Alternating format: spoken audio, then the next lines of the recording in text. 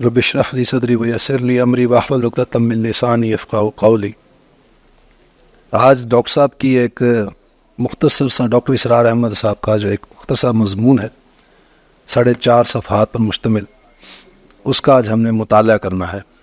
یہ عنوان ہے اس کا فرائض دینی کا جامع تصور یا دینی فرائض کا جامع تصور، دونوں عنوانات کے تحت آپ کو ملتا ہے یہ تحریر ڈاکٹر صاحب کی۔ ایک کتابچہ ہے پورا باقاعدہ، لیکن وہ تفصیل ہے، وہ ڈاکٹر صاحب کا ایک لیکچر ہے، اس لیکچر کی ٹرانسکرپشن ہے وہ۔ اصل میں حقیقت میں یہ 4.5 صفحات کا جو ہے یہ مقالہ ہے، یہ دراصل ڈاکٹر صاحب نے یہ لکھا تھا اور یہ تمام علماء کو، بڑے جید علماء جو بھی اہم تھے، ان کو ڈاکٹر صاحب نے یہ بھیجا تھا۔ یہ ایک موضوع ہے آیا بر کا، ڈاکٹر صاحب نے اس کو بڑا تفصیل سے بیان کیا ہے، نیکی کا قرآنی تصور۔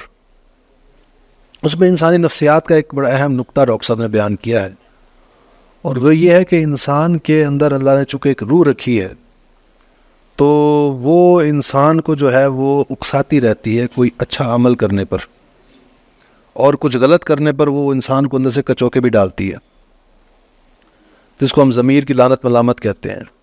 ہم نے کوئی جھوٹ بولا ہو کسی سے اور اس نے یقین کر لیا ہوتا ہے، لیکن اندر ہی ہمیں کوئی ہے جو ہمیں احساس دلا رہا ہوتا ہے کہ جو تم نے غلط کیا ہے۔ اور ہم جب کوئی کام اچھا کرتے ہیں تو ہمیں اندر سے ایک سیٹسفیکشن، تسکین، اطمینان، یہ اس کی تھپکی مل رہی ہوتی ہے، تو وہ روح ہے جو ہمیں تھپکی دے رہی ہوتی ہے اس کی۔ تو انسان کی فطرت کے اندر یہ چیز، یہ ٹینڈنسی یا یہ موٹیویشن پائی جاتی ہے کہ وہ کوئی کسی نہ کسی اچھے کام کے اندر انوالو ہو۔ شیطان جو ہے وہ کیا کرتا ہے، وہ انسان جانتا تو ہے انسان کی حرکات کو، اس کے سامنے یہ تخلیق ہوئی ہے نا اس کی ساری، اس لیے تو اس نے دعویٰ کیا تھا کہ میں آگ سے بنا ہوں، یہ مٹی سے بنا ہے، میں اس سے برتر ہوں۔ تو یہ جو جسمانی وجود ہے انسان کا، یہ تو اس کے سامنے آیا ہے، کیونکہ جنات کی تخلیق ہم سے پہلے کی ہے۔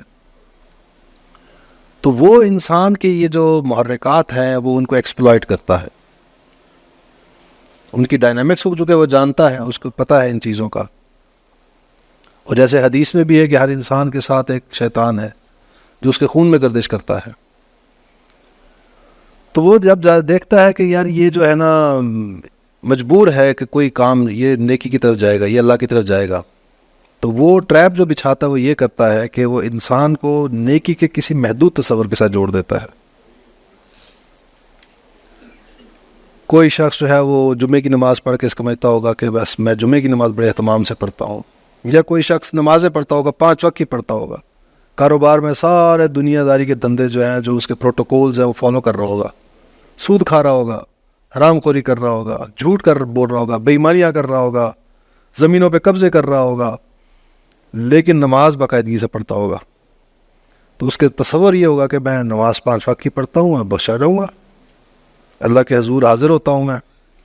ایک ڈرامہ دیکھا تھا کچھ عرصہ پہلے میں نے، سنگ مرمر، اس میں وہ ایکٹر ہے نعمان اعجاز، تو بڑا شریعت کا پابند ہوتا ہے وہ، اور گھر میں بھی بڑی شریعت اس نے لاگو کی ہوئی ہوتی ہے، اور بچہ جوان بیٹا اس کا قتل ہو جاتا ہے، تو گھر میں آتا ہے تو خواتین رو رہی ہوتی ہیں، اس کی ماں، بیٹے کی ماں رو رہی ہوتی ہے، اس کی بہن، تو ان کو ڈانٹتا ہے سب میں کہ بہن نہ کرو، یہ شریعت کے خلاف ہے۔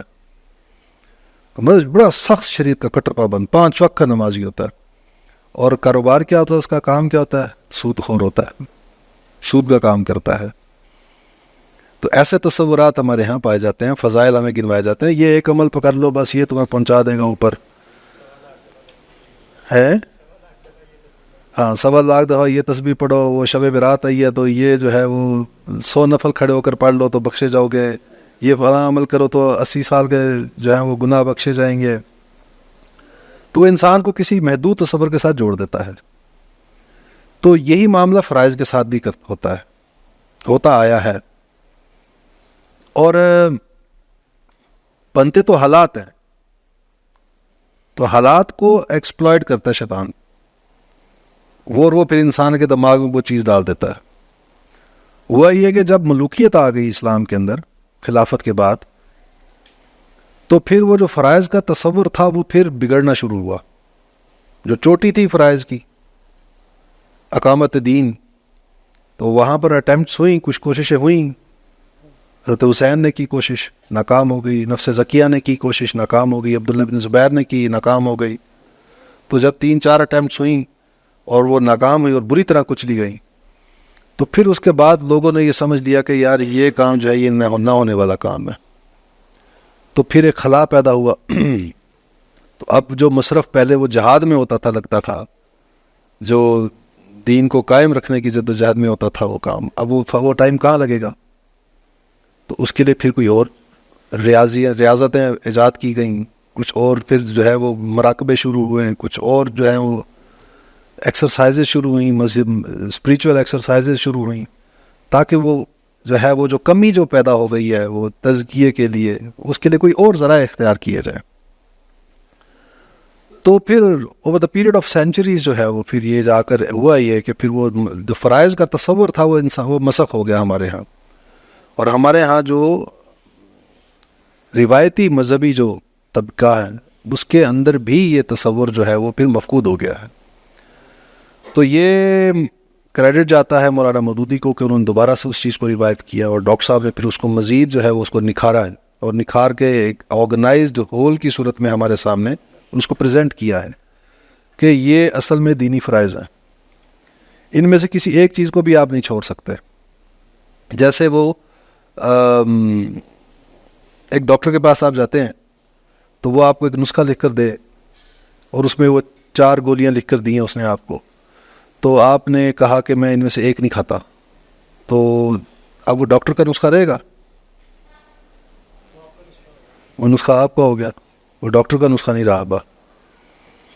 تو ذمہ دار پھر اس کے نتائج کیا آپ ہوں گے اگر وہ نتیجہ جو اخذ کرنا چاہتے ہیں آپ، تو اگر وہ نہ نکلا تو پھر اس کا ڈاکٹر کو اس کو گلا نہیں دینا چاہیے کہ ڈاکٹر نے ہمیں جو ہے وہ صحیح دوا نہیں دی، تو اصل میں تو خود اس پر عمل نہیں کیا.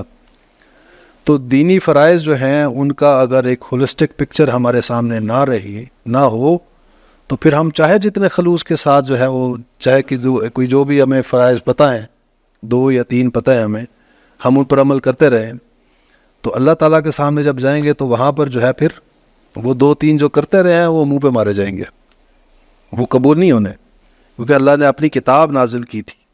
ہمارے پاس ایکسکیوز کوئی نہیں ہے کہ ہم کہہ سکیں ہمیں پتہ ہی نہیں تھا، ہمیں بتایا نہیں علماء نے ہمارے، تو علماء نے نہیں بتایا تو خود آپ نے کیا کیا؟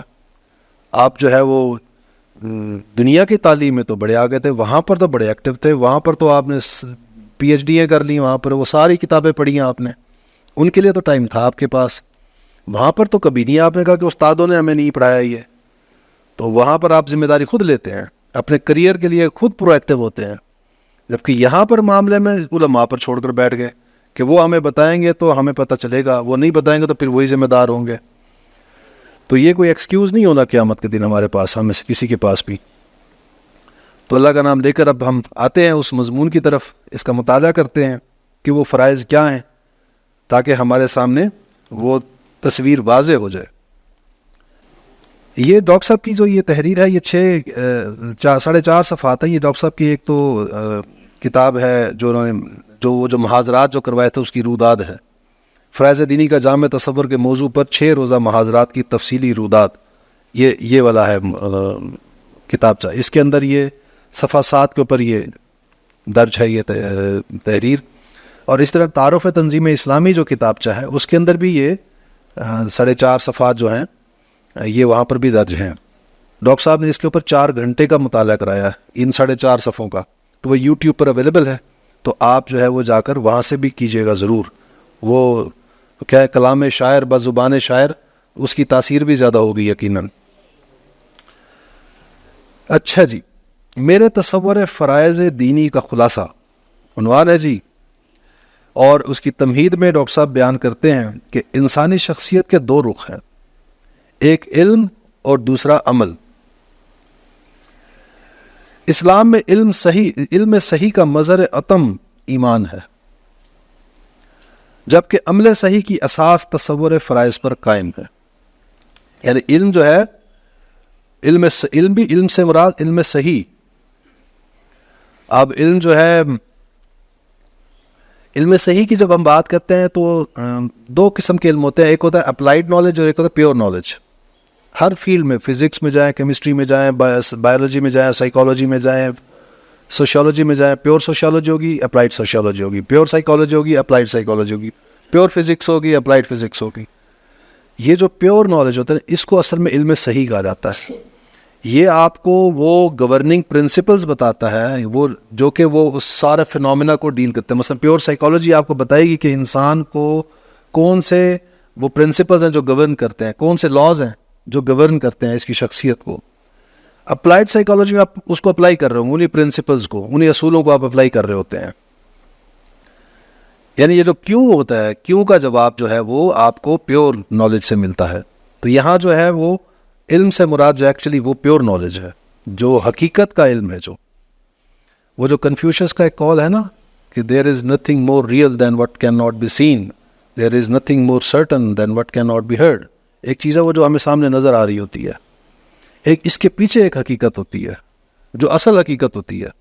یہ موسیٰ اور خضر کے واقعے میں بھی یہی سبق سکھایا گیا ہے. ایک وہ چیز ہے جو حضرت موسیٰ کو دکھایا گیا کہ یہ جو نظر آ رہا ہے ان کو عالم تشریح میں جو نظر آ رہا ہے، ایک وہ ہے جو اس کے پیچھے خضر کر رہا ہے. جیسے وہ کشتی کا جو مطلب وہ اس واقعے میں یہ ہے نا کہ اصل میں تو وہ اس کو اگر آپ غور کریں اس کے اوپر تو وہ اصل میں حضرت موسیٰ کے لیے ہے وہ مشاہدہ. وہ خضر موسیٰ کو نظر آ رہے تھے، ہر کسی کو نہیں نظر آ رہے تھے. وہ کشتی جو ہے وہ عالم اسباب میں وہ کسی چٹان سے ٹکرائی ہوگی یا کسی اور کشتی سے ٹکرا گئی ہوگی تو اس کا تختہ نکل گیا ہوگا. وہ موسیٰ کو دکھایا گیا کہ نہیں، یہ اصل میں خضر ہے جو یہ تختہ نکال رہا تھا. وہ عالم اسباب کے اندر وہ جو بچہ مر گیا تھا اس بچے کو وہاں پر ہوا یہ ہوگا وہ کنویں میں گر گیا ہوگا یا چھت سے گر گیا ہوگا یا کوئی درندہ اسے کھا گیا ہوگا، کسی وجہ سے ایکسیڈنٹ ہوگی یا وہ بیمار ہو گیا ہوگا، بخار سے اس کو موت ہو گئی ہوگی. لیکن موسیٰ کو دکھایا گیا کہ نہیں، یہ خضر ہے جو یہ کام کر رہا ہے. تو حقیقت جو ہے وہ کوئی اور ہے، جو عالم تکوین جسے ہم کہتے ہیں.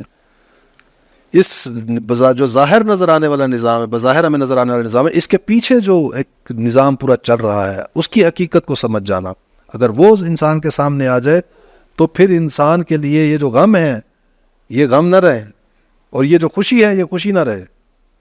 بعض اوقات ہوتا ہے نا ہمیں کوئی اچیومنٹ مل رہی ہوتی ہے، بڑے خوش ہوتے ہیں، وہ جی ہمیں فرسٹ پوزیشن مل گئی ہے، وہ جی ہمیں نوکری مل گئی ہے، جی ہمارے یہاں بہت سے لوگ خوش ہو رہے تھے، جی ہمیں جی کینیڈا کی نیشنلٹی مل گئی، جی امریکہ کی نیشنلٹی مل گئی، جی مجھے یو کے کی اور جرمنی کی نیشنلٹیز مل گئی ہیں. جی بڑے اس پہ شادیانے بجا رہے ہوتے ہیں، وہ خوش ہو رہے ہیں، شاداں ہو رہے ہوتے ہیں.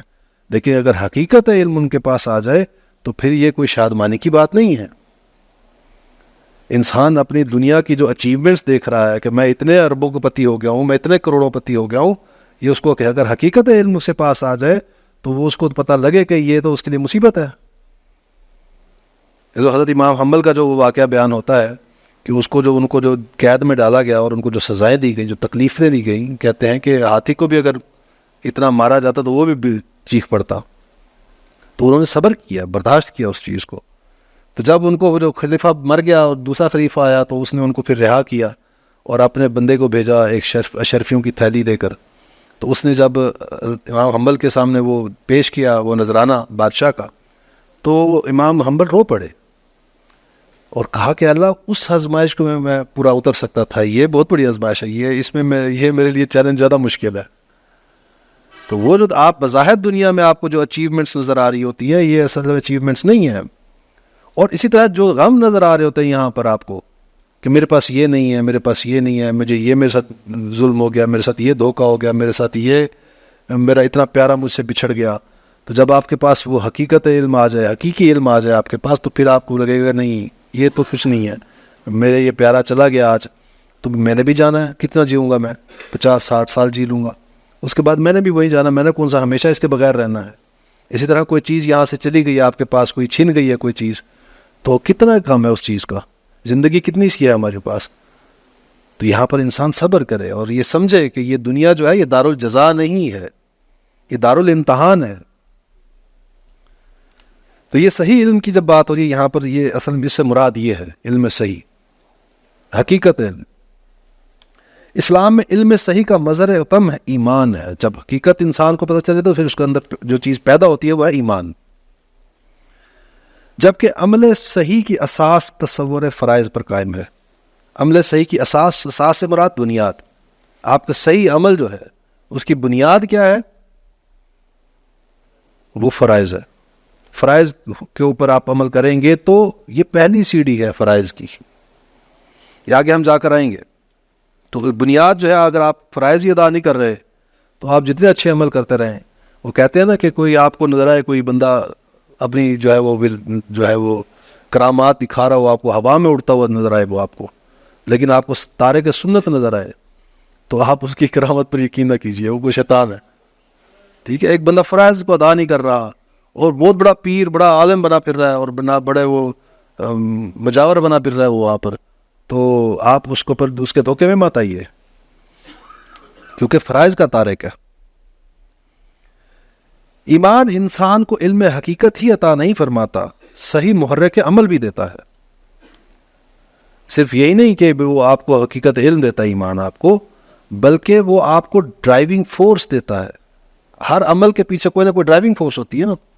میں کوئی کام کر رہا ہوں، آپ کے سامنے آیا بیٹھا ہوں، اس کے پیچھے یہ بھی ہو سکتا ہے ڈرائیونگ فورس کہ میں اپنی شہرت چاہتا ہوں، میں اپنے لیے ستائش چاہتا ہوں، میں چاہتا ہوں کہ آپ کو یہ ریئلائز کرواؤں، آپ کو یہ منواؤں آپ سے کہ میں بڑا پی ایچ ڈی ہوں، نمبر 1 یونیورسٹی کا پروفیسر ہوں، اور بڑا انٹلیکچوئل ہوں. یہ ڈرائیونگ فورس بھی ہو سکتی ہے. اور یہ ڈرائیونگ فورس بھی ہو سکتی ہے کہ میں اللہ کے لیے یہاں بیٹھا ہوں، سب کچھ چھوڑ کے آیا بیٹھا ہوں یہاں پر. تو اب ہر عمل کے پیچھے ڈرائیونگ فورس کوئی نہ کوئی ہوتی ہے. تو صحیح ڈرائیونگ فورس کیا ہے آپ کے کسی بھی عمل کے پیچھے؟ وہ ہے ایمان. جیسے وہ حدیث ہے نا، ایک روایت ہے کہ اللہ کے سامنے قیامت کے روز 3 بندے لائے جائیں گے.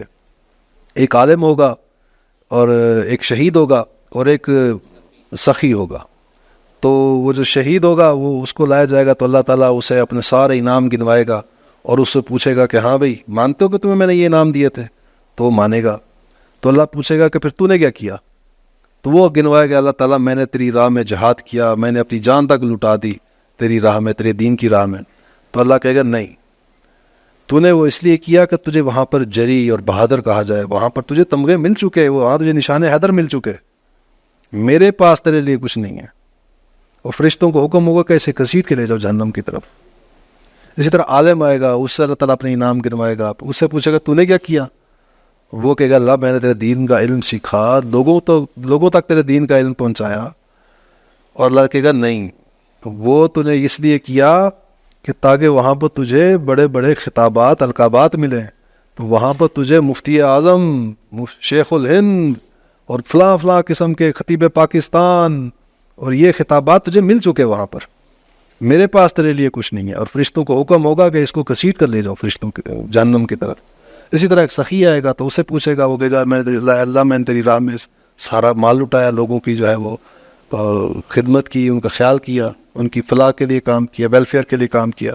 اللہ کہے گا نہیں، وہ اس لیے تو نے کیا کہ تجھے وہاں پر لوگ جو ہے وہ سخی کہیں، بڑے دل والا کہیں، وہ تجھے بڑے بڑے القابات وہاں پر مل چکے. وہاں پر فرشتوں کو حکم ہوا ایسے گھسیٹ کے لے جاؤ.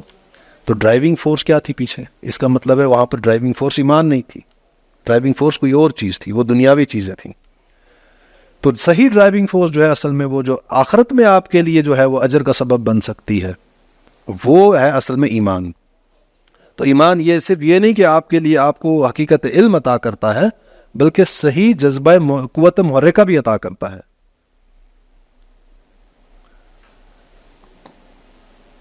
اس اعتبار سے اولین اہمیت اسی کی ہے. اسی کی مراد کس کی؟ ایمان کی. یعنی سب سے بنیادی اہمیت جو ہے کسی چیز کی ہے تو وہ ایمان کی ہے.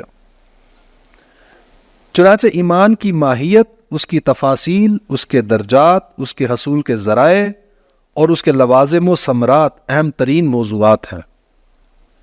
لیکن موجودہ محاضرات میں اصل بحث ان پر نہیں، بلکہ تصور فرائض دینی پر ہے.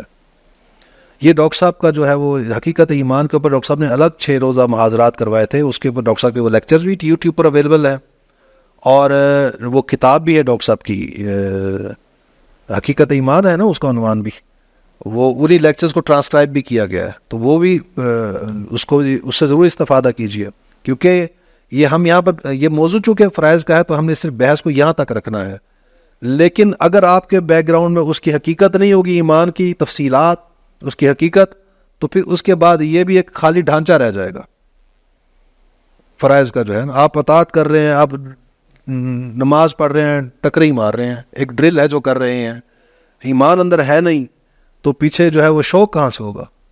وہ جیسی کیفیت ہو جاتی حضرت علی والا واقعہ ہے کہ جو تیر ان کے پاؤں میں لگ گیا تھا اور نکل نہیں رہا تھا, بہت تکلیف ہو رہی تھی, تو انہوں نے کہا کہ میں جب نماز پڑھنے لگوں تو پھر نکال دینا.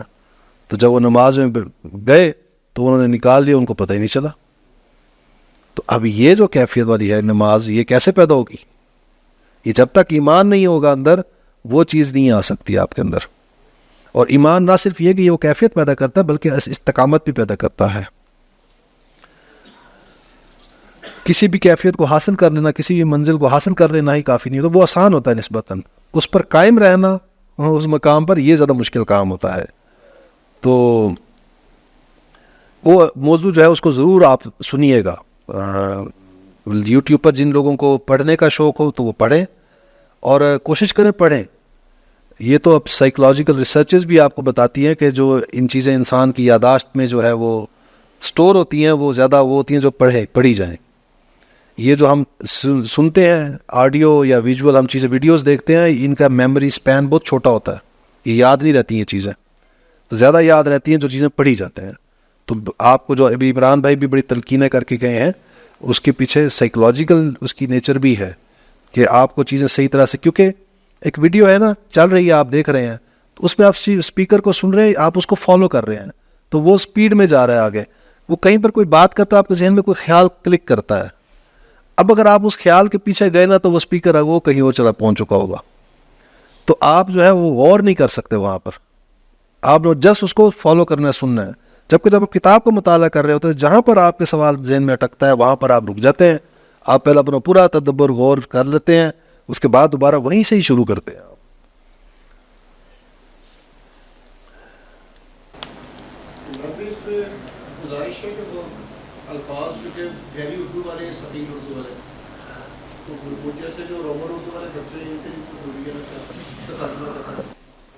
سر آپ اگر بچے ہیں تو میں تو پھر اپنے آپ کو انفینٹ سمجھوں. اچھا سر, کون سا مشکل تھا اس میں سے آپ ذرا؟ مظہر اتم, ہاں جی عمران بھائی, کیا ہے مطلب اتم کا مطلب؟ تمام سے ہے جی. ہے مظہر ظاہر ہونا, اظہار, تکمیلی. ایمان انسان کیا تھا جی اسلام میں؟ علم صحیح کا مظہر اتم, یعنی اس کے کمال, جو علم صحیح جو اپنے آپ کو جہاں ظاہر کرتا ہے, اپنے اس کی آخری شکل جو ہے, اس کا کلائمیکس جو ہے. مظہر اتم کو سمجھتے ہیں انگلش میں کلائمیکس. ٹھیک ہو گیا جی.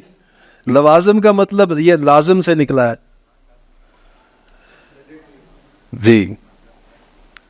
راکم کے نزدیک ایک مسلمان کے اساسی دینی فرائض 3 ہیں. اساسی سے مراد بنیادی, فنڈامنٹل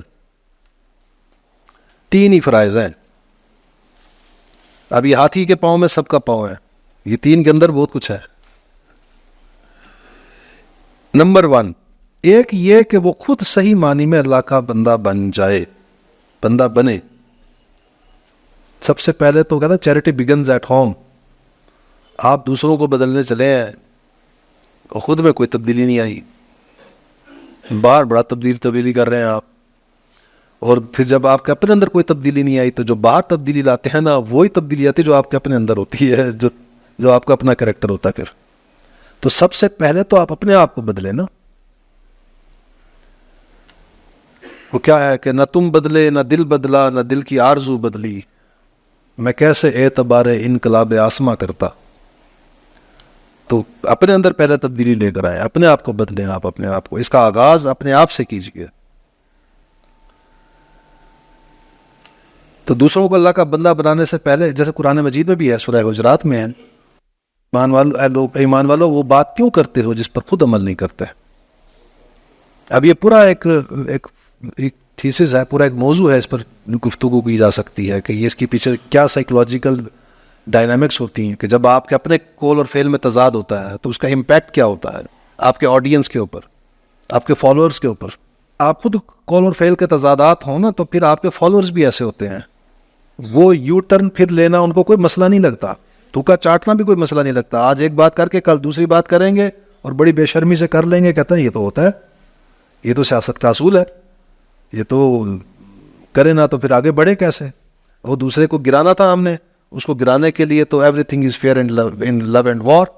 تو یہ جو تو اصول ہیں یہ تو پھر گولڈن پرنسپلز بن جاتے ہیں. جب آپ کے اپنے جو لیڈر ہے اس کے فالوور اس کے اندر اپنے یہ تضادات موجود ہو تو پھر وہ تضادات اس تک نہیں رہتے ہیں, اس کے فالوورز میں بھی جاتے ہیں. اچھا جی, نتیجہ یہ نکلتا ہے کہ پھر جب کوئی واقعہ ہو جائے, کوئی سانحہ ہو جائے تو پھر سارے دم دبا کے بھاگ جاتے ہیں. میدان میں کھڑے وہی ہوتے ہیں جو قول اور فعل کے اندر جن کے تضاد نہ ہو.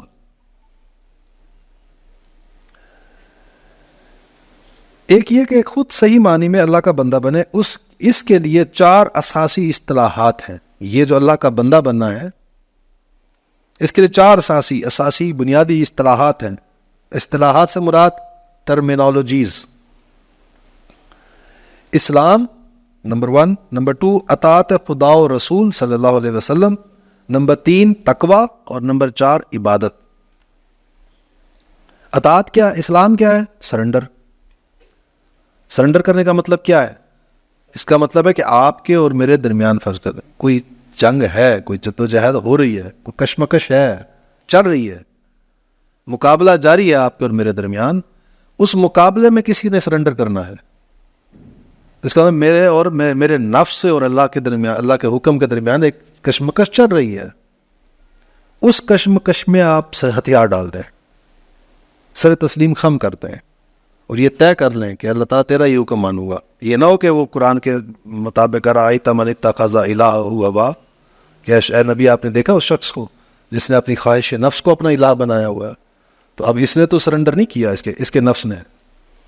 تو اسلام کی جب ہم بات کرتے ہیں اس کا مطلب یہ ہے کہ اللہ کے حکم کے آگے سرنڈر کر دینا, اپنی ہر خواہش, اپنی ہر ضرورت اس کو اس کے آگے سرنڈر کر دینا, اپنی مرضی کو. اطاعت خدا و رسول, اب اس کا جب سرنڈر کرنا ہے تو اسی کا نام ہی دوسرے انداز میں کہیں تو اطاعت خدا و رسول ہے, اللہ اور اس کے رسول کی اطاعت, اس کی بات ماننا. تیسری چیز تقوی ہے. تقوی کیا ہے؟ یہ اس کا ابھی اسی اطاعت کا دوسرا رخ ہے. اطاعت میں کیا حکم ماننا ہے, یہ کرو یہ کرو یہ کرو. تقوی یہ ہے کہ گریز کرنا ہے, روکنا ہے اپنے آپ. کس چیز سے؟ جو اللہ کی رضا کے خلاف ہو, اس کی مرضی کے, اس کے حکم کے خلاف ہو, اس سے اپنے آپ کو روکنا ہے. اور تقوی جو ہے اس کے اندر مفہوم جو ہے نا وہ پرو ایکٹیو اپروچ کا مفہوم ہے اس کے اندر. مثلا مجھے بلڈ پریشر ہو گیا تو اب میرے گھر والے جو ہے وہ مجھے پرہیزیں کروا رہے ہیں, وہ تلی ہوئی چیزیں نہیں مجھے بڑا کھانے دے رہے, مجھے کوئی بیکری کے آئٹمز نہیں کھانے دے رہے, یا مجھے شوگر ہو گئی تو میرے گھر والے مجھے میٹھی چیزیں نہیں کھانے دے رہے. تو پرہیز تو ہو رہی ہے نا, میری پرہیزگار تو کہلاؤں گا. لیکن تقوی کے مفہوم میں یہ ہے کہ میرے سامنے وہ چیز آئی ہے اور میں پھر نہیں کھا رہا, مجھے کوئی اور نہیں روک رہا, میں خود اپنے آپ کو روک رہا ہوں. تو تب آپ کہیں کہ یہ شخص متقی ہے. اور عبادت, یہ ساروں کا جو مجموعہ ہے وہ ہے عبادت, جو ہمارا مقصد تخلیق ہے. وما خلقت الجن والانس الا لیعبدون, کہ ہم نے انسان کو اپنی بندگی عبادت کے لیے پیدا کیا. وہ کل میں آپ سے ڈسکس کر گیا تھا کہ عبادت 2 چیزوں کا مجموعہ ہے, اطاعت پلس محبت. یہ کیفیات انسان میں ہمہ تن, ہمہ وقت, ہمہ وجوہ مطلوب ہے. اب اس کو میں 3 لفظ ہیں, ان کو اگر میں سادہ اور کر دوں آسان میں, ایک جگہ پر ہر گھڑی, ہر وقت مطلوب ہے. یہ کیفیات, یہ چاروں کیفیات جو ہیں انسان کی, کہ سرنڈر, اطاعت, گریز یعنی تقوی, اور بندگی, محبت کے جذبے سے سرشار ہو کر.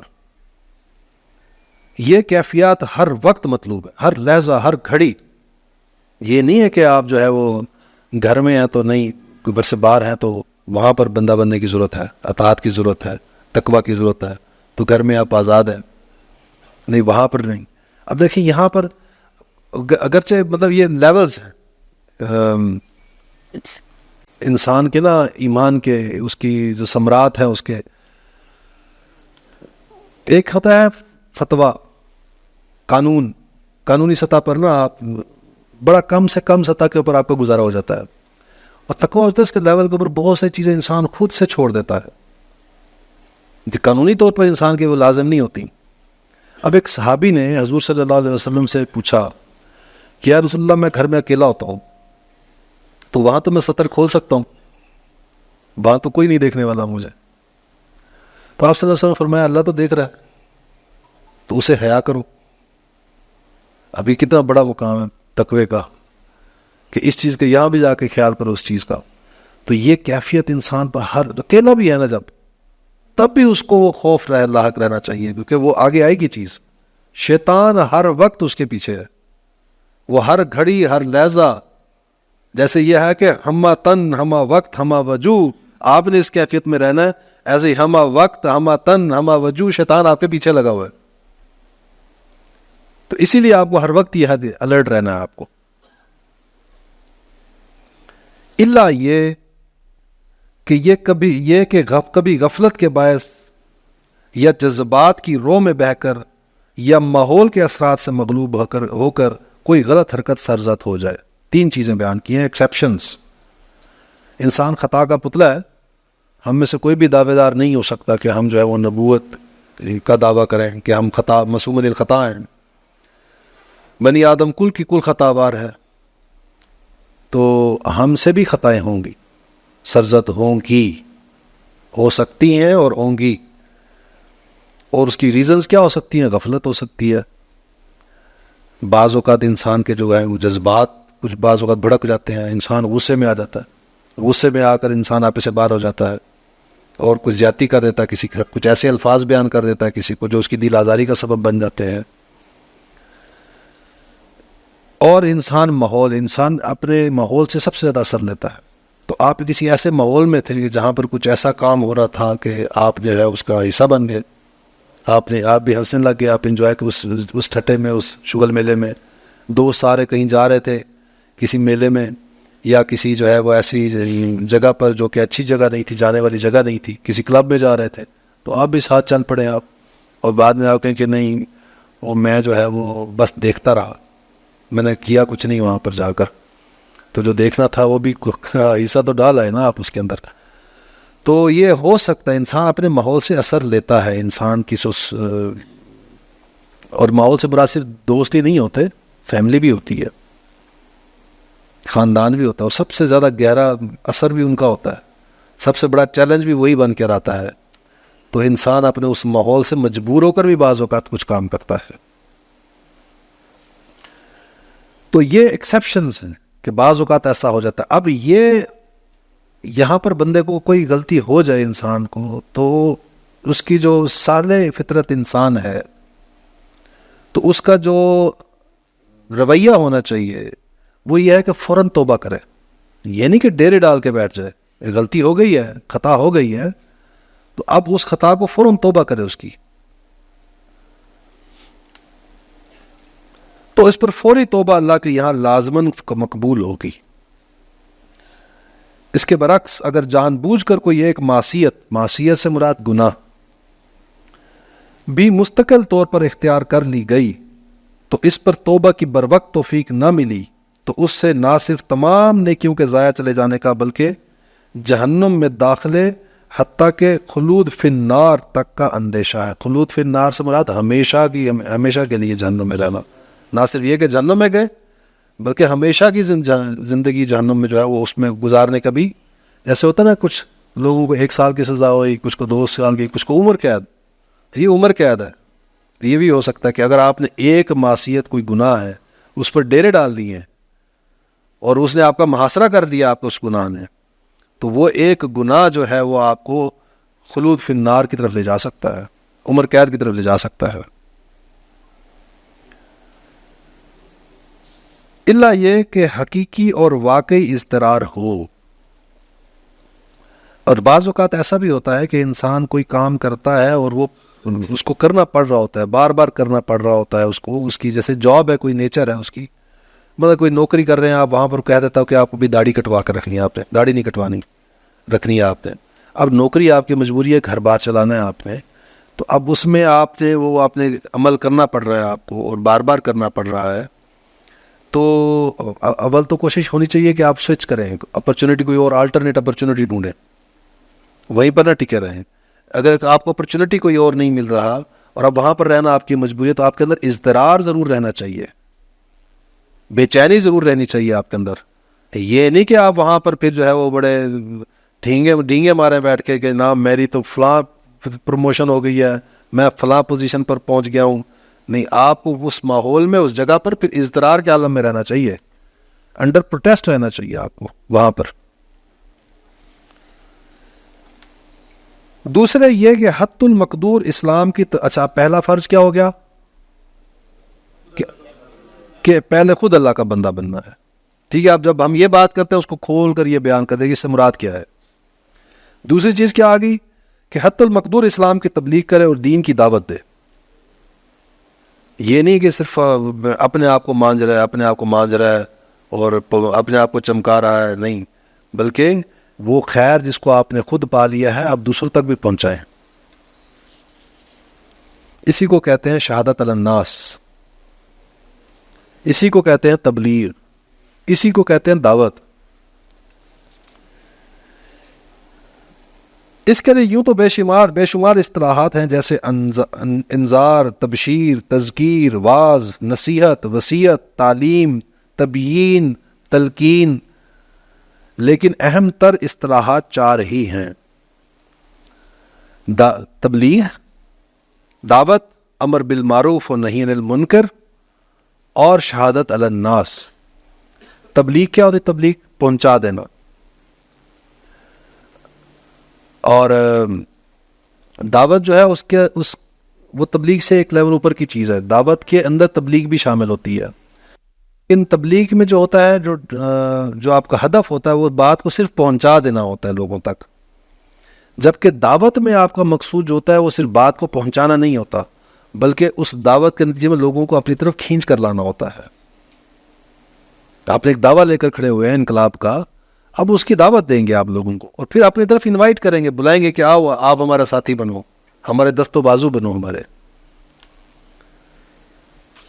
تو ان کی نفسیات بھی اب یہ ایک الگ موضوع ہے کہ ان کی نفسیات بھی الگ ہے. ایک مبلغ کی نفسیات اور طرح کی ہوتی ہے، ایک دائی کی نفسیات اور طرح کی ہوتی ہے، ان کی حرکیات بھی اور طرح کی ہوتی ہیں. امر بالمعروف و نہی عن المنکر، امر جو ہے وہ مشورے کے سیغے کے معنی میں بھی آتا ہے اور حکم کے معنی میں بھی آتا ہے.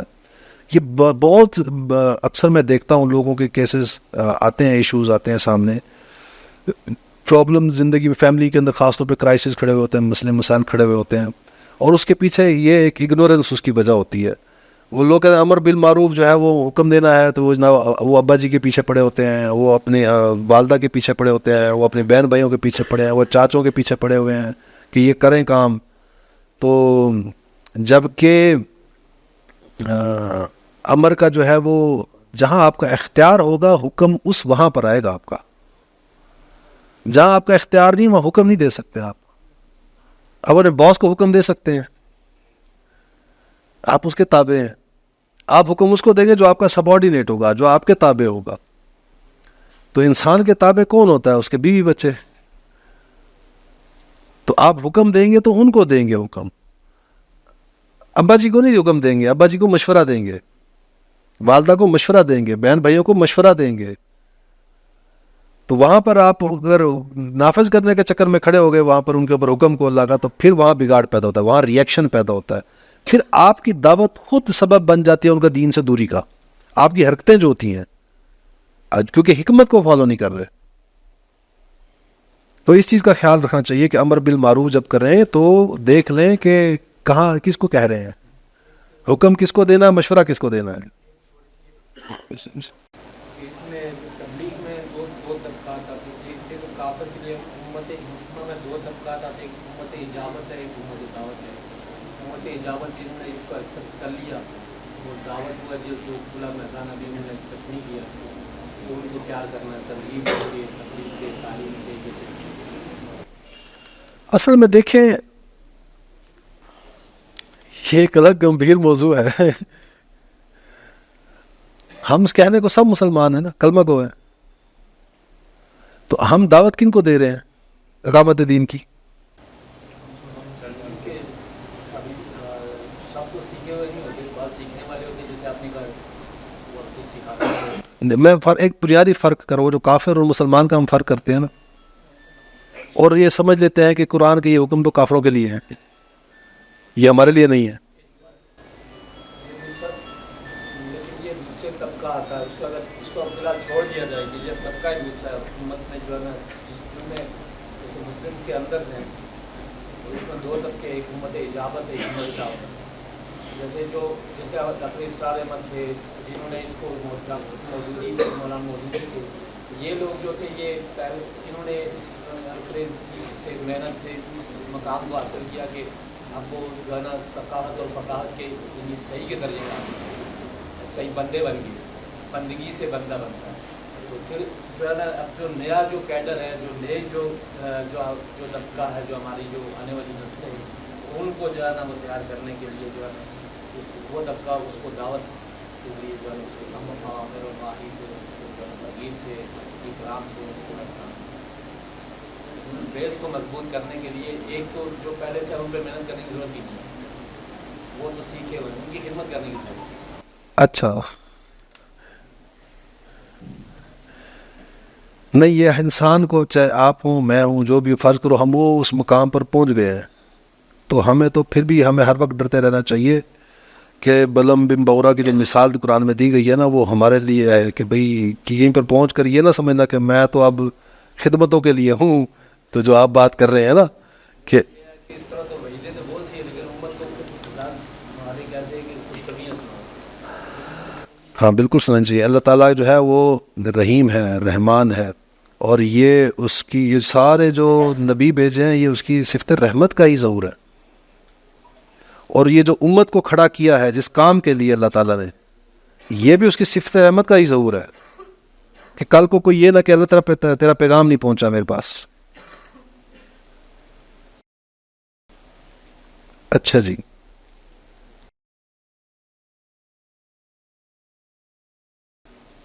اور شہادت اور امر بالمعروف اور نہی عن المنکر, منکر سے روکنا, یہ بھی اس کے اندر شامل ہے.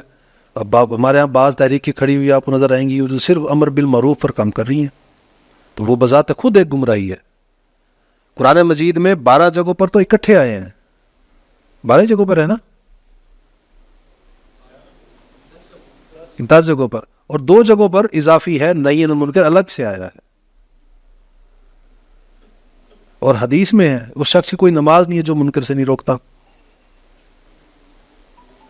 تو ویسے آپ جو ہے وہ فضائل بیان کرتے رہے ہیں, آپ معروف کا حکم دیتے رہے ہیں, منکر کے اوپر کام نہیں کر رہے آپ, تو وہ معروف ہی کسی کام کا نہیں ہے.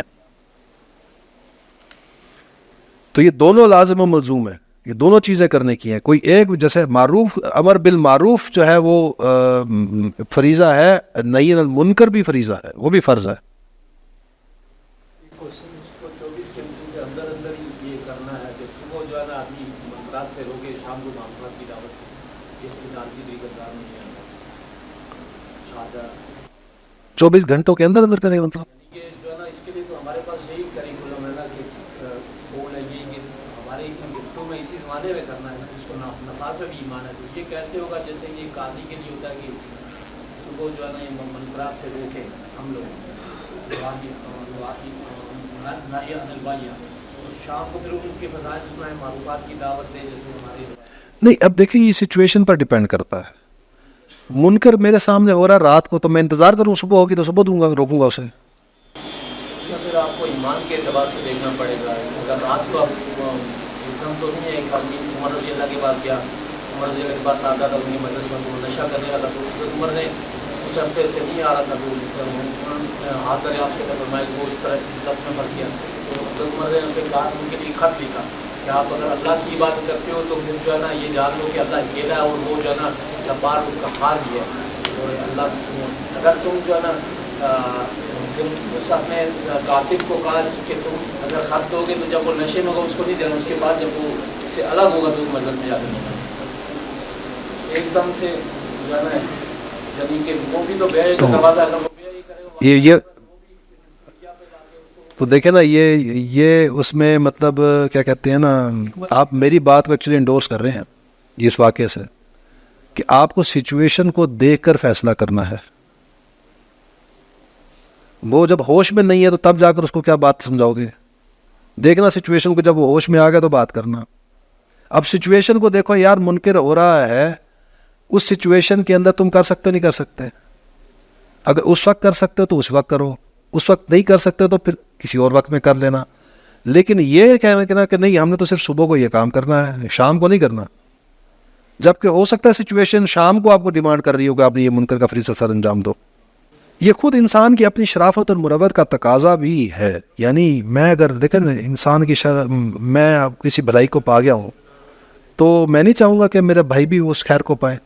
میری شرافت اور مروت کا تقاضا یہ ہے کہ میرے ہمسائے، میرے دوست، میرے بھائی، رشتہ دار، میں ان کو بھی وہ خیر پہنچاؤں. اور ابنائے نو کی ہمدردی و خیر خواہی کا تقاضا بھی ہے یہ. اب انسانی ہمدردی کا جو تقاضا انسان کے اندر جو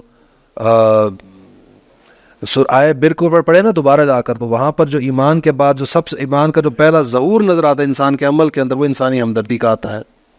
وہ آت المال علی حبہ ذوی القربى والیتامى والمساکین وابن السبیل والسائلین وفی الرقاب.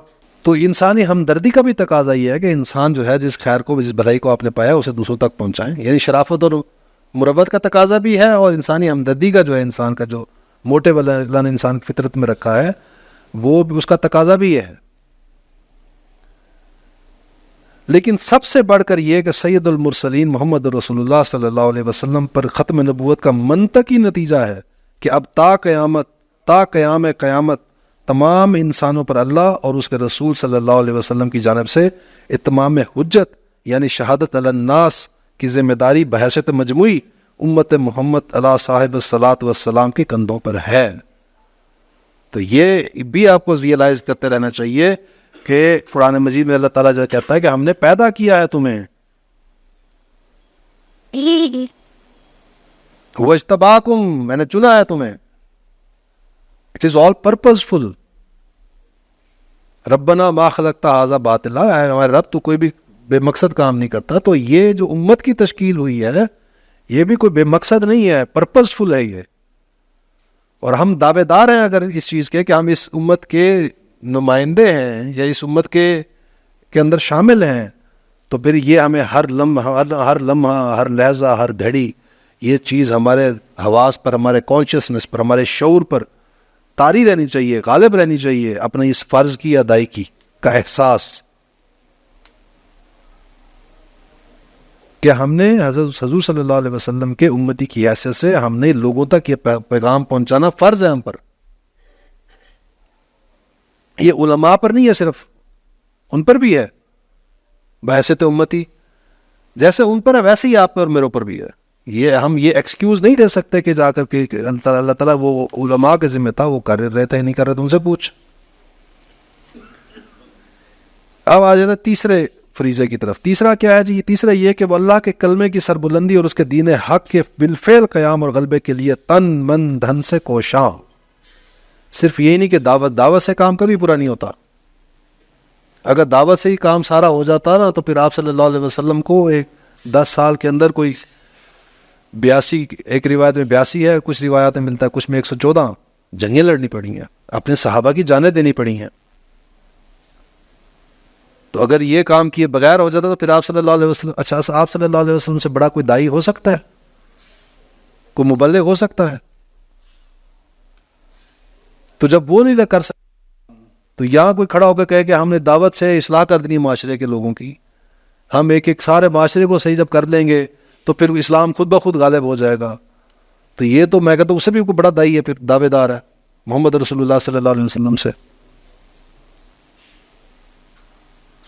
آپ تو دعوت کا کام کر رہے ہیں، شیطان سکون سے سویا ہوا بیٹھا ہے، انتظار میں بیٹھا ہوا ہے کہ کب آپ اس کے پاس آئیں اور اس سے اس کی کرسی مانگیں اور وہ آپ کے سامنے آپ کی کرسی رکھے اور آپ کے سامنے دونوں زانوں بیٹھ کے آپ کے سامنے ہاتھ جوڑ کے بیٹھ جائے گا کہ جناب حضرت آپ کے لیے تو بیٹھا تھا میں، کب آپ آئیں تو کب یہ کرسی میں آپ کے حوالے کروں. وہ تو کوئی کوشش نہیں کر رہا ہوگا. جہاں آپ کوشش میں لگے ہوئے ہیں لوگوں کو خیر کی طرف بلانے کے لیے، تو وہ نہیں لگا ہوا، اس کی ذریت نہیں لگی ہوئی، اس کی جماعت نہیں لگی ہوئی. اور تاریخ انسانی کو پوری کو اٹھا کر دیکھے تو حق کتنا عرصہ غالب رہا ہے؟ تھوڑا سا، قلیل عرصہ. زیادہ عرصہ کون غالب رہا ہے؟ شیطان. تو کام کر رہا ہے نا، اس کا مطلب ہے وہ تو جہاں آپ کر رہے ہیں وہ بھی کر رہا ہے کام. اسی لیے کہا گیا کہ ایک وقت آئے گا جب آ کے آپ کو ٹکرانا پڑے گا اس سے. اس سے بغیر کام نہیں ہوگا. یہ جس کے پاس طاقت ہوتی ہے وہ چھوڑتا ہے، جس کے پاس اختیار ہو وہ چھوڑتا ہے اسے. آپ آج جائیں ڈی چوک، جائیں وزیر اعظم سے استعفیٰ لے کر دکھائیں، آپ پر گولیاں چلائی جائیں گی. کہ جس کے پاس طاقت ہو وہ کبھی نہیں چھوڑتا. طاقت چھیننی پڑتی ہے، اختیار چھیننا پڑتا ہے. اپنی زندگی میں دیکھ لیں نا، جہاں آپ کے پاس اختیار ہے دل کرتا ہے چھوڑنے کا. تیسرا یہ ہے کہ وہ اللہ کے کلمے کی سربلندی اور اس کے دین حق کے بالفعل قیام اور غلبے کے لیے تن من دھن سے کوشاں ہو. اس کے لیے قرآن حکیم کی 4 اساسی اصطلاحات ہیں: تکبیر رب، اقامت دین، اور لیکون الدین کلہ للہ. اظہار دین الحق یعنی دین کا غلبہ، غالب کرنا. اللہ دین کلی، تمام دینوں پر یعنی تمام نظام زندگی پر دین کو غالب کرنا، یہ اصطلاح ہے. وہ الذی ارسل رسولہ بالہدی ودین الحق لیظہرہ علی الدین کلہ، یہ وہ جو آیت ہے اس کا اصل میں حوالہ ہے یہ. اور لیکون الدین کلہ للہ، کہ دین کل کا کل اللہ کے لیے ہو جائے، یعنی نظام زندگی کل کا کل اللہ کا ہو جائے، جو اس کا حکم ہے وہی اسی کے تابع ہو جائے. یہ اصطلاحات ہیں جو کہ استعمال ہوتی ہیں اس کے لیے. تکبیر رب سے مراد دین اللہ کو بڑا کرنا. اللہ کو بڑا کرنے سے مراد کیا ہے؟ بڑا تو ہے وہ، بالفعل بڑا کرنا، یعنی یہاں پر صرف اس کا حکم چل رہا ہو، اسی کی بات مانی جا رہی ہو، اسی کو بڑا مانا جا رہا ہو. اور اقامت دین سے مراد دین کو قائم کرنا. حدیث نبی میں ایک 5ویں اصطلاح وارد ہوئی ہے: لِتَكُونُ کلمۃ اللہ ہی العلیٰ. اور تمام عام فہم تعبیرات ہیں، اور 3 عام فہم تعبیرات ہیں. یہ تو وہ تعبیرات ہیں جو عموماً استعمال ہوتی رہی ہیں، جو قرآن کی ہیں اور اصطلاحات ہیں، اور جو اس کی ہیں حدیث سے بھی ایک آئی ہے. لیکن جو عام فہم تعبیرات ہیں 3، وہ کیا ہیں؟ قیام حکومت الہیہ، نفاذ نظام اسلامی، اور اسلامی انقلاب. یہ 3 اصطلاحات عام فہم میں جو استعمال ہوتی ہے. ابوالکلام جو ہے وہ حکومت الہیہ کے جو ہے وہ نعرہ لے کر کھڑے ہوئے. ابو مودودی وہ بھی حکومت الہیہ کا ہی لے کر کھڑے ہوئے تھے نعرہ. یہ تو امین حسن اصلاحی صاحب جو ہیں انہوں نے آ کر تو اس کو قرآن کا ٹچ دیا اور اقامت دین کے ساتھ ریپلیس کروایا اس کو. ورنہ شروع میں مولانا مودودی حکومت الہیہ کا قیام کا جو ہے وہ دعویٰ لے کر کھڑے ہوئے تھے. خیری برادران گزرے ہیں وہ بھی حکومت الہیہ کا ہی نعرہ لے کر کھڑے ہوئے تھے. نفاذ اسلامی اور اسلامی انقلاب، یہ 3 عام فہم اصطلاحات ہیں جو اسی چیز کے لیے استعمال ہوتی ہیں. متذکرہ یعنی بالا اوپر، متذکرہ جس کا ذکر ہوا ہے، یعنی اوپر جس کا ذکر ہوا ہے، یہ اوپر جن باتوں کا. 3 فرائض کی باہمی نسبت، یعنی یہ جو 3 فرائض بیان کیا ہم نے: پہلا خود پر اللہ کا حکم نافذ کرنا ہے، دوسرا دعوت شہادت الناس، تیسرا اقامت دین کو غالب کرنے کی جدوجہد. متذکرہ بالا 3 فرائض کی باہمی نسبت اور ان کے ایمان اور ارکان اسلام کے ساتھ ربط و تعلق ایک سہ منزلہ عمارت کی مثال سے خوب واضح ہو جاتا ہے. یہ 3 فرائض جو ہیں ان کا جو ارکان اسلام کیا ہے؟ 5: کلمہ شہادت، نماز، روزہ، زکوٰۃ، حج. ٹھیک ہے جی. اب وہ جو اس کو ڈاکٹر صاحب نے ایک مثال سے سمجھایا ہے، اور وہ مثال ایک عمارت کی بیان کی ہے. کہ انہوں نے کہا کہ کسی بھی عمارت کی سب سے پہلے آپ بنیاد ڈالتے ہیں، اور پھر اس بنیاد کے اوپر جو ہے وہ پھر پہلی چھت آتی ہے، پہلی منزل آتی ہے، پھر اس کے بعد دوسری منزل آتی ہے، پھر تیسری منزل ہوتی ہے، تیسری چھت.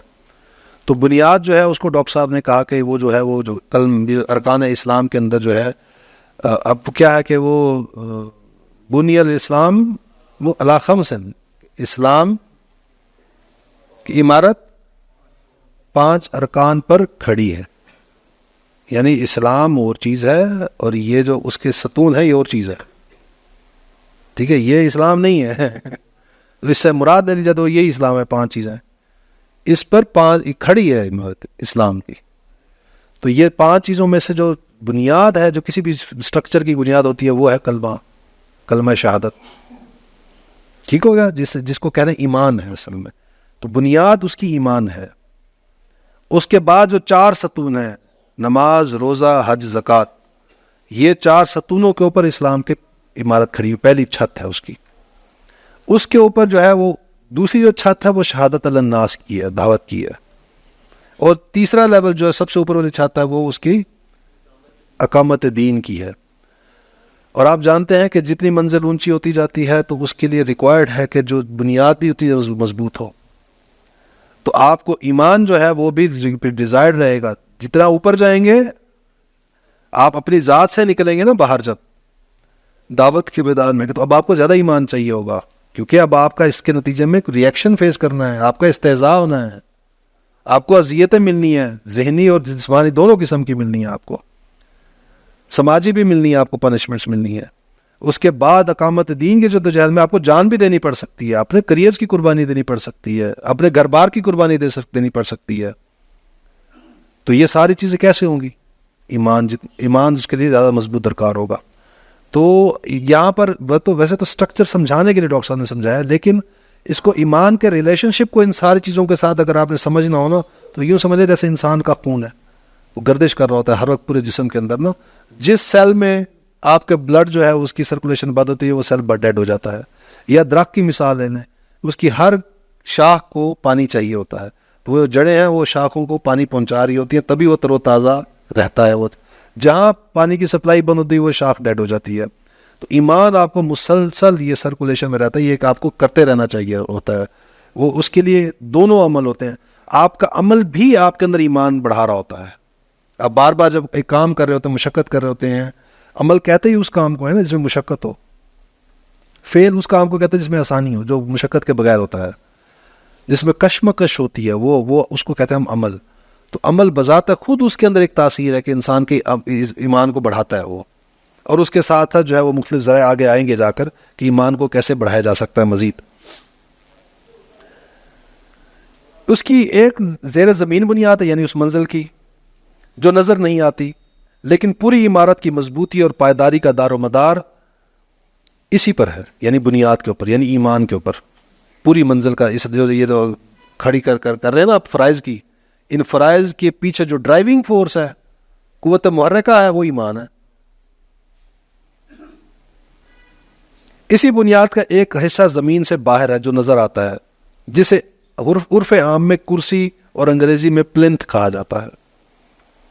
پہلی منزل پر صرف 4 ستون ہیں، دیواریں تعمیر نہیں کی گئیں.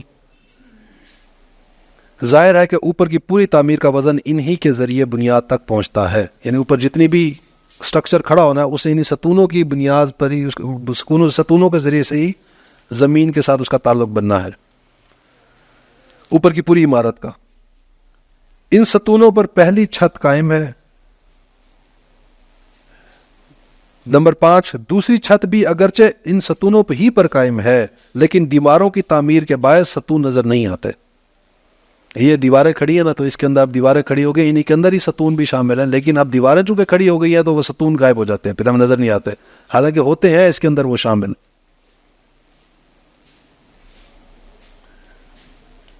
لیکن اور نمبر 6، اس کے اوپر تیسری اور آخری چھت ہے، اور اس کا معاملہ بھی یہی ہے، یعنی وہ بھی ستونوں کے ذریعے سے ہی. یہ نماز کیا کرتی ہے؟ نماز یہ اللہ سے آپ کی ملاقات ہے نا، تو اللہ سے جتنی دفعہ ملاقات کریں گے اس کی کیا ہوگا؟ ایمان بڑھے گا اتنا. یہ زکوٰۃ کیا کر رہی ہوتی ہے؟ یہ روزہ کیا کر رہا ہوتا ہے؟ یہ روزہ کیا کر رہا ہوتا ہے؟ تزکیہ کر رہا ہوتا ہے آپ کے اس نفس کو کمزور کر رہا ہوتا ہے، آپ کی روحانیت کو بڑھا رہا ہوتا ہے، جلا دے رہا ہوتا ہے اس کو. زکوٰۃ کیا ہے؟ وہ مال کی محبت نکال رہی ہے آپ سے، جس کو کہا گیا تمہارے لیے آزمائش ہے. حج جو وہ ام العبادت ہے، یہ ساری عبادتوں کی مشقت ہے اسی کے اندر شامل ہیں. اس مثال میں زیر زمین بنیاد نمبر 1، زیر زمین بنیاد ایمان کا تصدیق بالقلب والا حصہ، یعنی یقین قلبی ہے. نیچے والا حصہ وہ حقیقی ایمان والی بات. یہاں پر جو بحث ہو رہی ہے ایمان سے مراد حقیقی ایمان ہے, وہ قولی ایمان نہیں ہے. ٹھیک ہے, جیسے سورہ وہ ہے نا سورہ عنکبوت کے اندر دوسری آیت ہے اس کی, حسب الناس ان یترکوا ان یقولوا آمنا, کہ لوگوں نے یہ خیال کر رکھا ہے کہ انہیں میں چھوڑ دوں گا صرف یہ کہہ دینے پر کہ ہم ایمان لے آئے, وہم لا یفتنون, اور میں انہیں آزماؤں گا نہیں. تو صرف کہہ دینے والا ایمان سے بندہ نہیں بچ جاتا, اس کے آگے آزمائش ہے. تو یہاں جس ایمان کی بات ہو رہی ہے اصل میں وہ حقیقی ایمان ہے. نمبر 2, بنیاد کا نظر آنے والا حصہ اقرار باللسان یعنی کلمہ شہادت ہے. نمبر 3, 4 ستون 4 عبادات کی نمائندگی کرتے ہیں, یعنی نماز, روزہ, زکوٰۃ اور حج. پہلی نمبر 1 2 3 4 نمبر 4 یعنی دال, پہلی چھت اسلام, اطاعت, تقوی اور عبادت کی نمائندگی کرتی ہے. جو پہلی چھت ہے وہ اصل میں ریپرزینٹ کر رہی ہے اسلام کو, تقوی کو. وہ جو 4 اصطلاحات ہم نے پڑھی دی, عبادت, تقوی, اطاعت. دوسری چھت تبلیغ, امر بالمعروف و نہی عن المنکر اور شہادت علی الناس سے عبارت ہے. اور تیسری اور آخری چھت تکبیر رب, اقامت دین, اظہار دین, اعلاء کلمت اللہ یا قیام حکومت الہیہ کی مظہر ہے. آگے اس کے 3 ہر فرض کا کوئی نہ کوئی لوازمہ بھی ہوتا ہے, پری ریکوزٹ بھی ہوتا ہے. جیسے نماز ہے, نماز پڑھنی ہے تو اس کے لیے وضو لازم ہے نا, تو نماز فرض ہے تو وضو بھی لازم ہو گیا, فرض ہو گیا. تو ایسے یہ 3 فرائض جو ہیں ان کے بھی 3 لوازم ہیں, 3 پری ریکوزٹس ہیں. وہ کریں گے تو یہ ہوں گے, ان کے بغیر نہیں ہونے والے یہ کام. ٹھیک ہو گیا. 3 وہ چیز لوازمات کیا ہے جی؟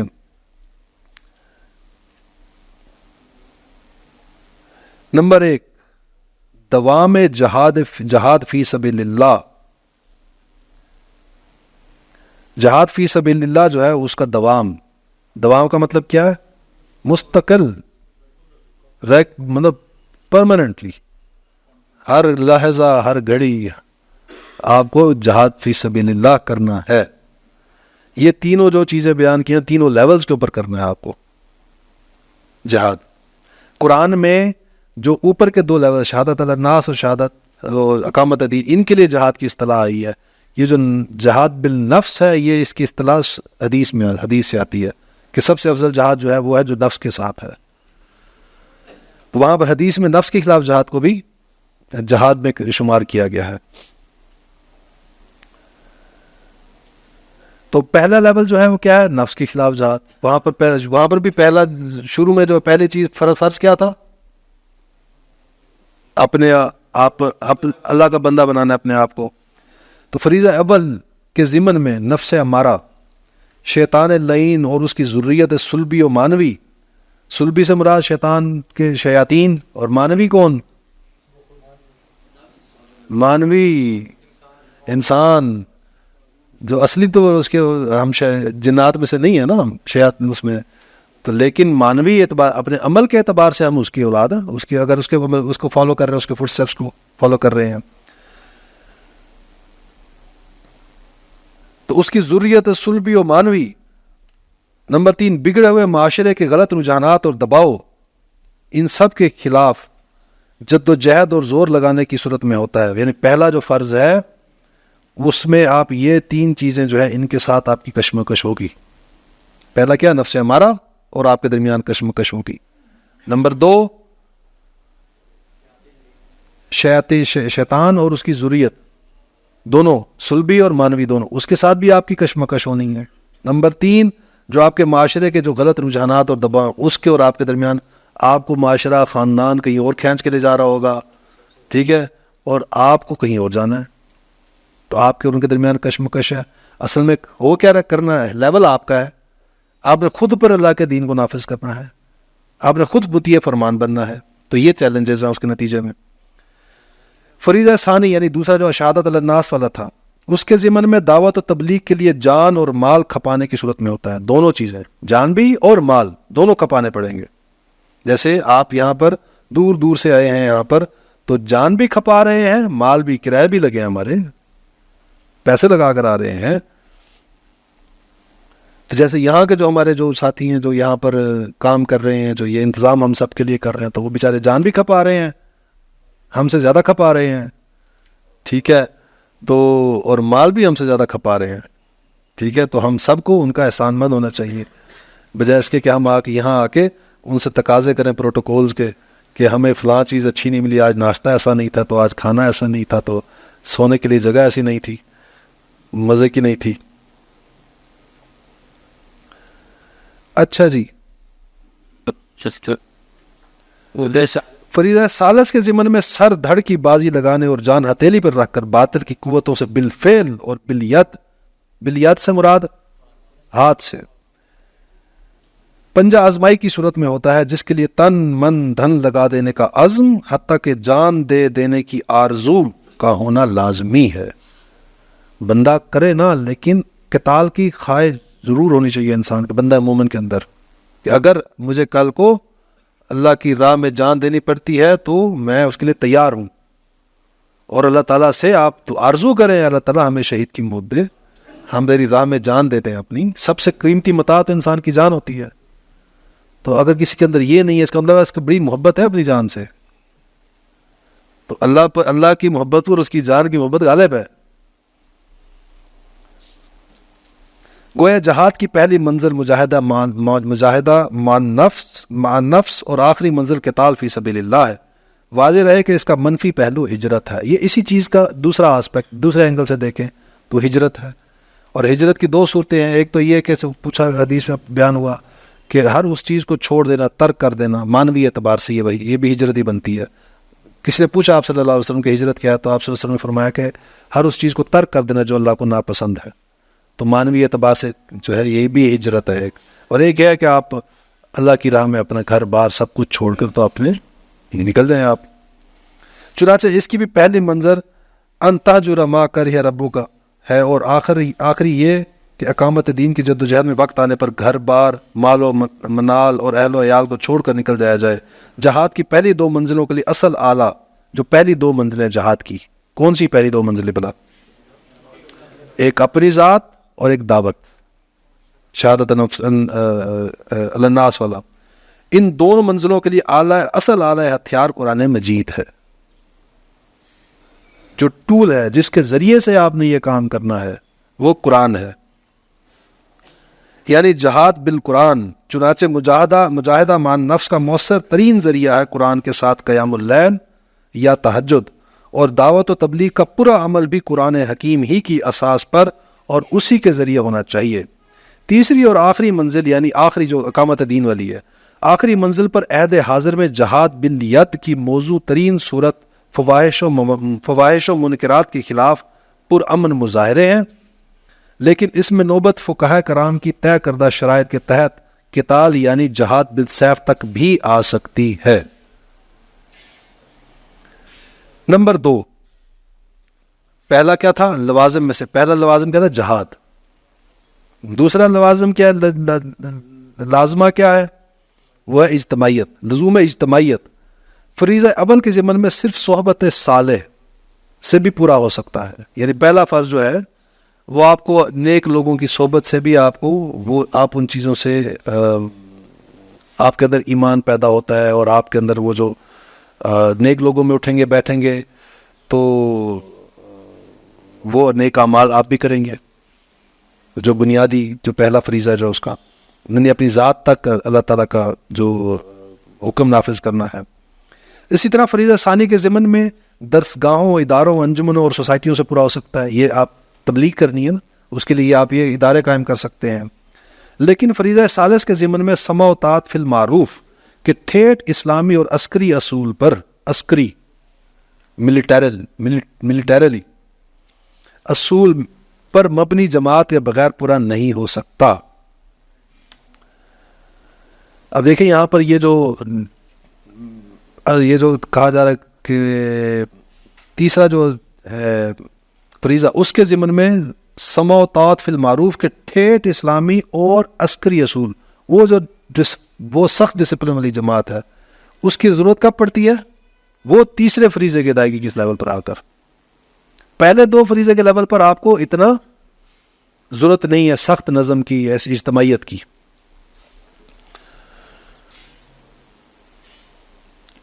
کہ اس پر مبنی جماعت کے بغیر پورا نہیں ہو سکتا. یہ تیسرا جو فریضہ ہے، اور یہی مراد ہے حضور صلی اللہ علیہ وسلم کے ان الفاظ مبارکہ سے کہ امرکم بخمس بالجماعت والسمع والطاعت والہجرت فی والجہاد فی سبیل اللہ. اور تیسرا لوازمہ کیا ہے ڈاکٹر صاحب جو بیان کرتے ہیں، وہ ہے بیعت کا، کہ جو پہلے دو فرائض کے ضمن میں بیعت سلوک و ارشاد کی صورت میں کفایت کرتی ہے. کہ پہلے دو جو ہیں آپ کے فرائض، وہاں پر بیعت سلوک و ارشاد سے بھی کام چل جائے گا. فریضہ ثالث یعنی اقامت دین کے ضمن میں بیعت سمع و طاعت فی المعروف کی صورت لازمی و لا بدی ہے.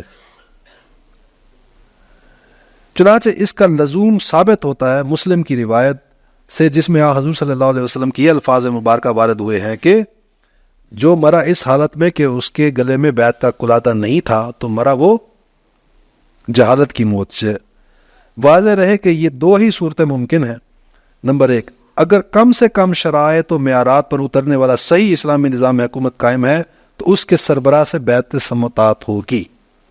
نمبر دو، اور اگر ایسا نہیں ہے، آپ دیکھیں کہ ایسا نظام حکومت قائم نہیں ہے، تو صحیح اسلامی حکومت کے قیام کے لیے جدوجہد کرنے والی جماعت کے امیر کے ہاتھ پر بیعت و سمع و طاعت ہوگی. چنانچہ انجمن خدام القرآن کا مقصد ہے جہاد بالقرآن. یہی وجہ ہے کہ 1972 میں اس کے قیام کے وقت اس کے جو اغراض و مقاصد معین ہوئے وہ یہ تھے. نمبر ایک، عربی زبان کی تعلیم و ترویج انجمن خدام القرآن کی، اس کا جو پرپزز تھے. نمبر ٹو، قرآن مجید کے مطالعے کی عام ترغیب و تشویق. نمبر تین، علوم قرآنی کی نشر و اشاعت. نمبر چار، ایسے نوجوانوں کی مناسب تعلیم و تربیت جو تعلیم و تعلم و قرآن کو مقصد زندگی بنا لیں. اور نمبر پانچ، ایک ایسی قرآن اکیڈمی کا قیام جو قرآن حکیم کے فلسفہ و حکمت کو وقت کی اعلیٰ ترین علمی سطح پر پیش کر سکے. نمبر دو، تنظیم اسلامی ہے جملہ دینی فرائض کی. انجمن قرآن کی کیا تھا؟ اس کا قرآن کا پیغام، جہاد بالقرآن، وہ اس کا وہ ڈومین ہے، اصل میں کام ہے، فنکشن ہے، اس کا پرپز ہے. تنظیم اسلامی ہے جو جملہ دینی فرائض کی انجام دہی کے لیے بیعت ہجرت و جہاد فی سبیل اللہ و سمع و طاعت فی المعروف پر مبنی خالص دینی جماعت.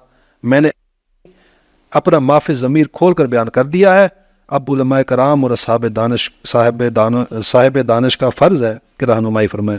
تو یعنی کہ جو اقامت دین کی جدوجہد ہے، غلبہ دین کی جو جدوجہد ہے، اس کے لیے تنظیم اسلامی ڈاکٹر صاحب کہتے ہیں میں نے قائم کی، اور ہم نے شبان المسلمین قائم کی کہ یہ کام ہم نے کرنا ہے. فرق صرف یہ ہے کہ ہم نے جو ڈاکٹر صاحب تیسری بات بیان کرتے ہیں اس کو تھوڑا سا ہم نے موڈیفائی کیا ہے. ڈاکٹر صاحب نے اگرچہ یہاں پر خود بھی اصولی طور پر اس بات سے اتفاق کیا اور اگری کیا ہے کہ یہ جو ڈسپلن سخت سمع و طاعت والی بیعت ہے، یہ وہ جو آخری لیول ہے اقامت دین کا. جب آپ نے وہ جو اقدام کے مرحلے میں جانا ہے وہاں پر یہ ڈیزائرڈ ہوتا ہے. ہم نے دستوری طور پر یہ طے کر دیا ہے کہ ہم یہ بیعت جو ہے لیکن اس سٹیج پر جب ہم پہنچ جائیں گے تب ہم کریں گے، ابھی یہ اس کی ضرورت نہیں ہے. اور یہاں جیسے ڈاکٹر صاحب نے یہاں پر اصولی طور پر یہ بات سمجھائی کہ آپ کو جو نیچے جو لیول پہلے دو فرائض کے انجام دہی کے اندر آپ کا ڈسپلن جو ہے وہ زیادہ اسٹرکٹ نہیں ہونا چاہیے. ہم نے بھی یہ یہاں پر عملی طور پر ہم نے یہ کیا کہ ہم نے اپنا جو ڈسپلن ہے وہ لوز رکھا ہے، وہ ڈی سینٹرلائزڈ رکھا ہے. لیکن جب وہ اقدام کے مرحلے میں آئیں گے تو یہ ڈی سینٹرلائز اسٹرکچر جو ہے ریپلیس ہو جائے گا اس سینٹرلائز اسٹرکچر کے ساتھ. وہاں پر پھر وہ بیعت لی جائے گی جو جس کو ہم کہتے ہیں بیعت جہاد. وآخر دعوانا الحمدللہ رب العالمین.